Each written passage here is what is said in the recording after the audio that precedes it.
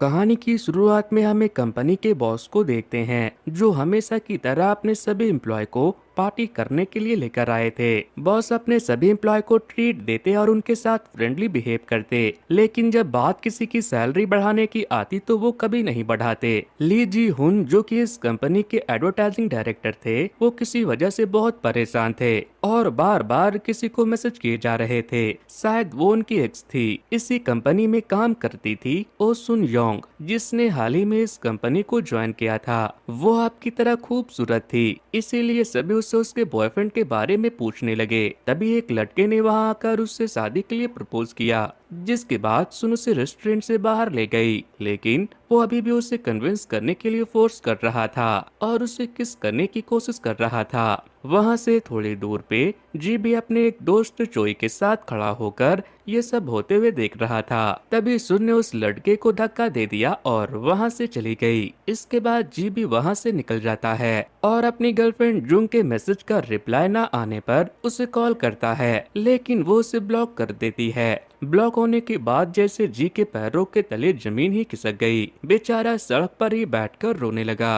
अब हमें अगले दिन का सीन दिखाया जाता है, जहां हम देखते हैं कि जी का पूरा घर बिखरा पड़ा है। बेचारे पौधे प्यास से मर रहे थे। तभी उसे चोई का कॉल आता है। उसने पूछा कि कहीं कल तुम नशे में अपनी गर्लफ्रेंड जूंग के घर तो नहीं चले गए थे ना? जी कहता है नहीं, मैं क्या पागल हूँ, मुझे अब उस तेल चट्टी से कोई मतलब नहीं। तभी उसने देखा कि उसके घर में एक बिल्ली घुस आई थी, जिसे पहली नजर में देखकर वो थोड़ा परेशान हो गया, क्योंकि उसे जानवरों से कुछ खास लगाव नहीं था। फिर जब वो तैयार होकर अपने ऑफिस के लिए जा रहा था, तो जाते वक्त उसने अपने लैंडलॉर्ड को कॉल किया और उससे कहा कि मैं ये घर टाइम से पहले छोड़कर जाने वाला हूँ, इसलिए आप मेरा टोकन मनी का इंतजाम कर देना। तभी रास्ते में उसे उसके कॉलेज का एक फ्रेंड पार्क मिल गया। पार्क की शादी हो चुकी थी और वो अपने शादी से बहुत खुश था। उसके 2 बच्चे भी थे। पार्क जी को अपने बच्चों की फोटो दिखाता है तो जी कहता है कि इनकी शक्ल तो तुमसे बिल्कुल नहीं मिलती, जिस पर उसने कहा कि हाँ हाँ तुमने सही कहा, सभी ऐसा ही बोलते हैं। वो अपने माँ पर गए हैं। फिर उसने जी से उसके बच्चों के बारे में पूछ लिया तो उसे पता चलता है कि जी ने अभी तक शादी भी नहीं की। पार्क के कहता है कि यार तुमने बहुत अच्छा काम किया है, बीवी बच्चों का कोई झंझट ही नहीं, मेरे भाई तुम हमेशा ऐसे ही सिंगल रहना। तभी पार्क को किसी का कॉल आता है तो वो वहाँ से चला जाता है। फिर जी भी जून के मैसेज का वेट करते हुए ऑफिस चला जाता है। तभी उसने रास्ते में फिर से सुन और उसके बॉयफ्रेंड को देखा, वही लड़का जिसने कल ऑफिस में सबके सामने उसे प्रपोज किया था। वो लड़का सुन से शादी करने के लिए कह रहा था, लेकिन सुन उससे कहती है कि मुझे धोखा दिया तो मैं तुमसे कभी शादी नहीं करने वाली, अब दोबारा मुझे कभी मत मिलना। जी भी वहीं खड़ा था और उसने सब कुछ देख लिया था। इसके बाद बॉस जी और सुन को अपने ऑफिस में बुलाते हैं और एक दूसरे को इंट्रोड्यूस करवाते हैं, क्योंकि सुन जी के नीचे ही सारा काम करने वाली थी। फिर जी ने सुन को बहुत सारे फाइल्स दिए और शाम तक सारा काम कंप्लीट करने को कहा। फिर जी ने उससे पूछा कि तुमने अपने एक्स बॉयफ्रेंड को क्यों छोड़ा? सुन कहती है कि वो अपने एक्स से मिलने के लिए गया था और फिर पूरी रात उसका फोन स्विच ऑफ आता है और रात को वो घर पर भी नहीं था, तो ऐसे में क्या हुआ होगा वो तुम्हें भी पता है। जी कहता है कि ये सब सीरियस चीजें होती है, इन सब को लेकर किसी को मजाक नहीं करना चाहिए। अब नेक्स्ट सीन में जी अपने बेस्ट फ्रेंड के साथ बैठकर लंच कर रहा था और उसे बता रहा था कि सुन ने पहले एक नए लड़के के लिए अपने बॉयफ्रेंड को धोखा दिया और फिर जब उस नए लड़के ने उसे धोखा दिया तो फिर उसने उसे छोड़ दिया। दूसरी तरफ कैंटीन में सुन भी कुछ फीमेल एम्प्लॉय के साथ बैठकर लंच कर रही थी। तभी मिस ओ ने कहा कि ऐसे नार्सिसिस्ट लोगों से दूर रहा करो, ऐसे लोग तुम्हारे साथ कुछ गलत भी कर सकते हैं। इसके बाद बाकी की औरतें भी ऑफिस में काम करने वाली दूसरी औरतों की बिचिंग शुरू कर देती है। उनके मुताबिक उनके ऑफिस में कोई गे था तो कोई कुछ। नेक्स्ट सीन में बॉस को दिखाते हैं। सुबह घर पर उनकी बीवी ने कुटाई की थी। इसीलिए बेचारा डर के मारे घर नहीं जाना चाहता था। तभी मिस ओ वहाँ आती है और सुन से कहती है कि तुम बॉस के लिए परेशान मत हो, तुम घर चली जाओ, वो अक्सर ऑफिस में ही रुकते हैं। इसके बाद जब सुन घर जाने लगती है तो उसे उसका एक्स फिर से मैसेज करके तंग कर रहा था। फिर जब वो अपने घर गई तो उसने देखा कि उसके घर में तोड़फोड़ मची हुई थी। सीसीटीवी देखने के बाद उसे पता चलता है कि ये काम उसके टॉक्सिक बॉयफ्रेंड का ही था। इसलिए उसने उसे कॉल किया और कहा कि तुम बस सॉरी कहकर मामला यही रफा दफा कर दो, नहीं तो मैं पुलिस कंप्लेन करूंगी। लेकिन वो नहीं मानता और कहता है तुम्हारे घर में मेरे अलावा पता नहीं और भी कितने लड़के आते थे, ये काम जरूर उनमें से ही किसी एक का होगा। मुझे तुम जैसी घटिया लड़की को डेट ही नहीं करना चाहिए था। जिस पर सुन ने मुस्कुराते हुए कहा कि सही कहा, जैसा कि मैं एक घटिया हूँ और यहाँ बहुत सारे लड़के आते थे, तो मैं तुम्हें बता दूं कि तुम्हारा पीपी उन सब से बहुत छोटा है, तुम्हारी पैर की छोटी उंगली से भी छोटा। ये सुनकर वो चिल्लाने लगा, लेकिन सुन ने फोन काट दिया था।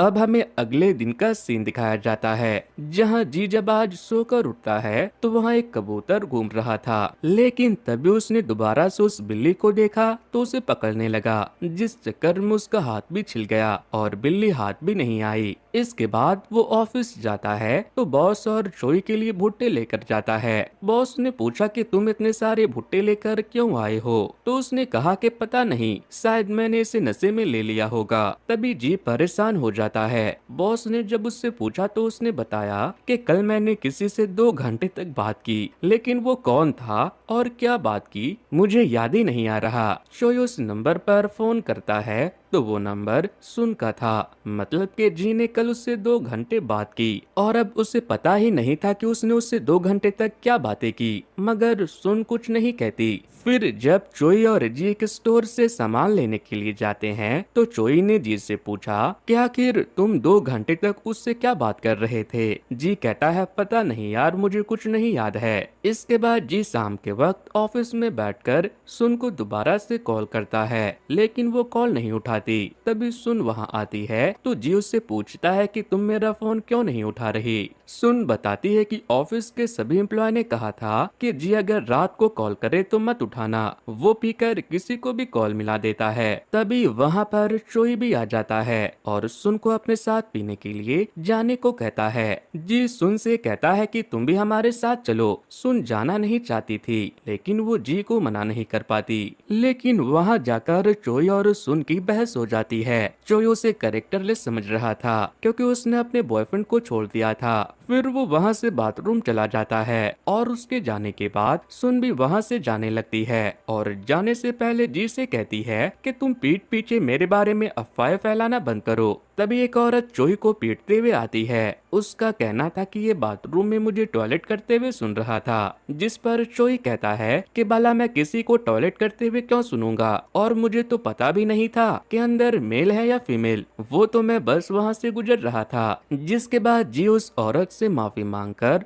उसे वहाँ से बाहर ले जाता है। अब वो लोग कैब के आने का वेट कर रहे थे। तभी जी ने सुन से पूछा कि कल हम दोनों के बीच 2 घंटे तक क्या बातें हुई थी। वो कहती है कि ज्यादा कुछ नहीं, तुम बस रोए जा रहे थे, मुझे तुम पर दया आ गई इसीलिए मैं सुन रही थी। तुम कह रहे थे कि तुम्हें कोई नहीं समझता, तुम्हें कोई अपना नहीं मानता, कोई तुम्हारी कदर नहीं करता। इसके बाद वो लोग चोई को घर भेजकर खुद एक बार में पीने के लिए चले जाते हैं। जियो से समझाती है कि अब तुम उस लड़की को भूल जाओ, तुम कोई छोटे बच्चे नहीं हो। जिस पर जी कहता है कि अगर तुम किसी अच्छे लड़के को डेट करती तो शायद तुम्हें पता होता कि अपने सच्चे प्यार को भुलाना कितना मुश्किल होता है। फिर सुन कहती है कि चलो तुम्हारे साथ एक गेम खेलते हैं। दोनों के एक दूसरे के लिप्स को देखकर वो क्या बोल रहे थे ये पता लगाना था। अजीब अजीब बातें होती है, कुछ अश्लील बातें भी। जैसे सुन कहती है कि मैं तुम्हारे साथ वो करना चाहती हूँ। तभी सुन की दोस्त वहाँ पहुँच गई। उसे देखकर सुन ने उससे कहा कि अरे यार थोड़ी देर बाद आती तो मैं उसके साथ चली जाती। जिस पर सुन की दोस्त ने जी से कहा कि माफ करना, ये पीने के बाद थोड़ी सी बहक जाती है। लेकिन तभी सुन उसे किस करने के लिए टूट पड़ता है। फिर जी भी उसे चिपकने लगता है, लेकिन सुन की दोस्त ऐसा होने नहीं देती। वो उन दोनों को छुड़ाकर अलग करती है। अब अगले दिन जिन ने सुन को मैसेज करके कहा कि कल जो भी हुआ उसे भूल जाना,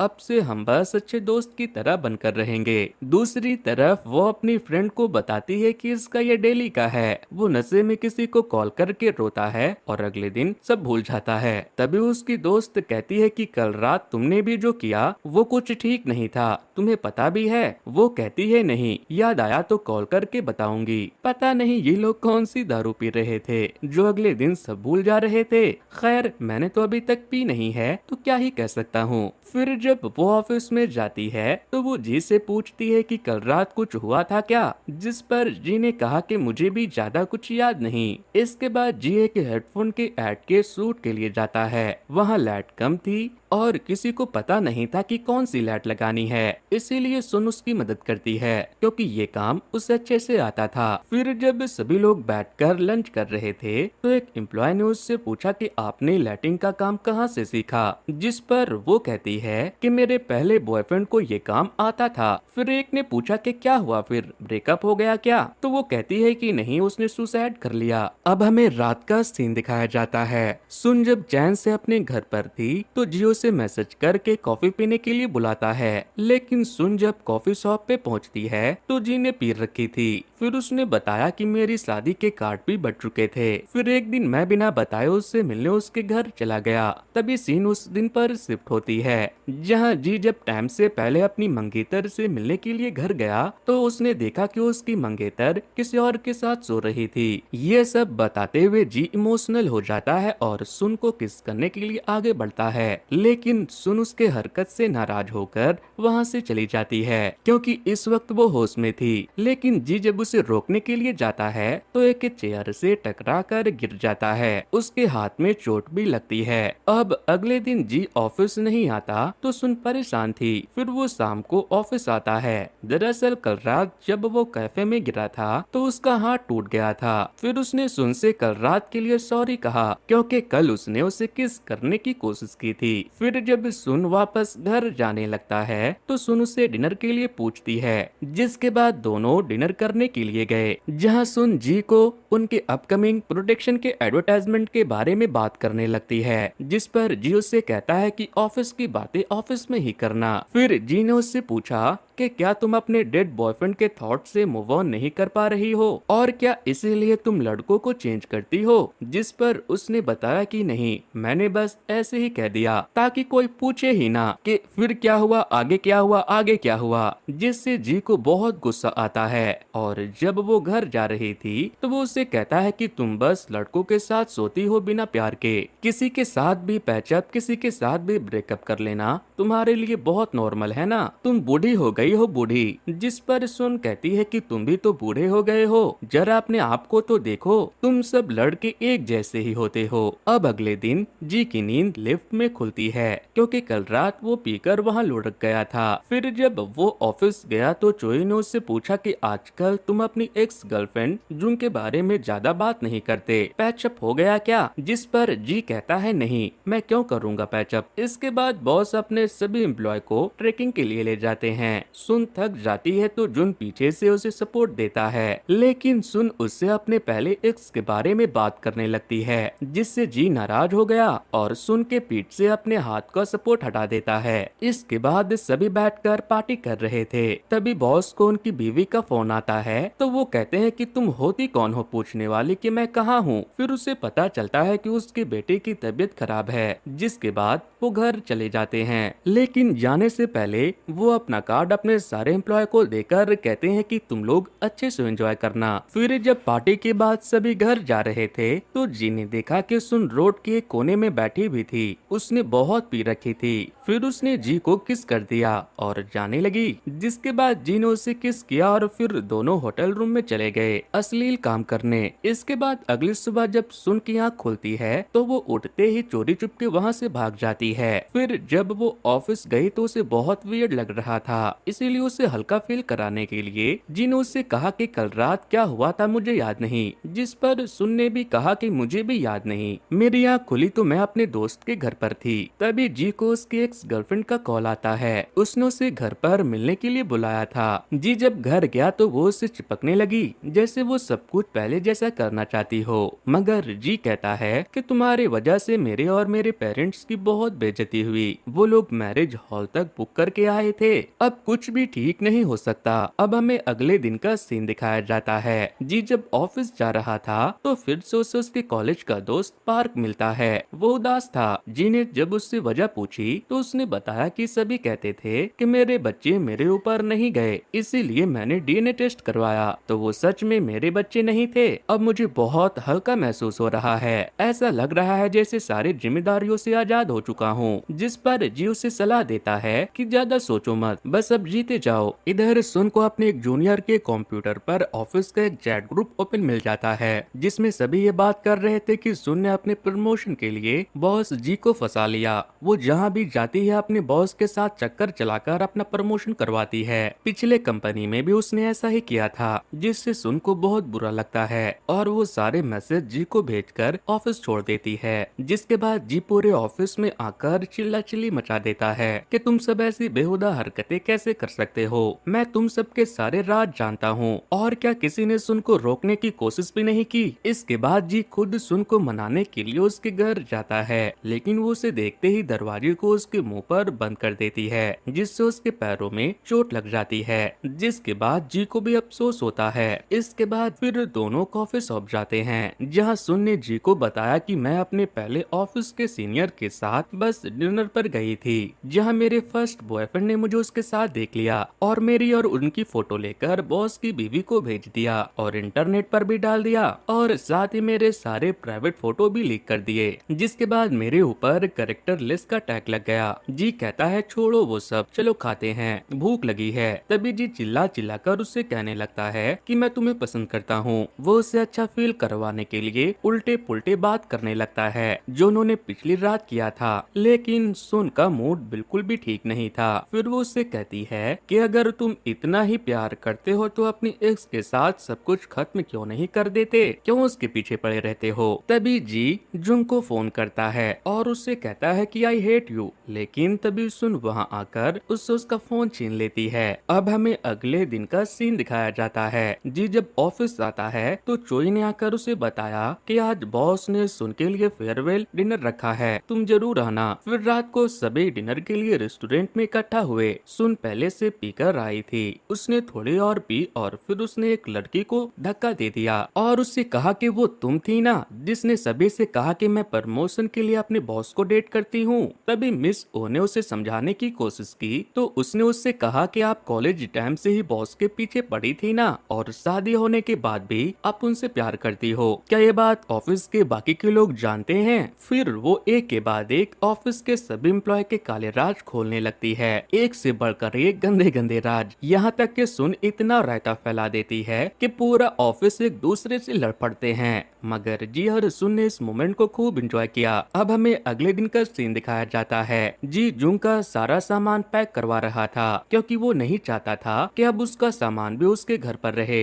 जुंग को वहाँ वो बिल्ली भी मिल जाती है। वो जी से पूछती है क्या मैं इस बिल्ली को अपने साथ ले जा सकती हूँ, तो वो कहता है हाँ ठीक है। वहीं सुन अपनी मॉम से मिलने के लिए जाती है। वो सुन को समझाती है कि तुम बहुत जिद्दी हो, कभी सामने वालों को भी जीतने दिया करो, अगर तुम उन्हें जीतने दोगी तो तुम खुद बिना लड़े जीत जाओगी। अब हम देखते हैं कि जी एक बूढ़ी औरत के पास जाता है और उनसे बहुत सारे भुट्टे खरीद लेता है, लेकिन लेता नहीं। वो अक्सर पीने के बाद इस बूढ़ी औरत के पास आकर उनकी मदद के लिए उनसे सारे भुट्टे खरीद लेता था, जिससे वो उनकी मदद भी कर दे और उन्हें इस बात का एहसास भी ना हो। तभी उसे सुन का मैसेज आता है, जिसे देखते ही वो उसके पास चला गया। फिर सुन उससे पूछती है कि लिप्स रीडिंग का गेम खेले क्या, तो वो कहता है ठीक है। तभी सुन उसे आई लव यू कहती है और इसी के साथ ये कहानी यहीं पर खत्म होती है। तो दोस्तों ये स्टोरी आपको कैसे लगे मुझे कमेंट करके बताना। वैसे दोस्तों कुछ दिनों पहले ही मैंने एक ऐसे मूवी की स्टोरी को एक्सप्लेन किया था, अगर आप लोगों ने उसे नहीं देखा है तो एंड स्क्रीन पर दिए जा रहे लिंक पर क्लिक करके उसे देख सकते हो। सो गाइस आज के वीडियो में इतना ही। Thanks, good bye.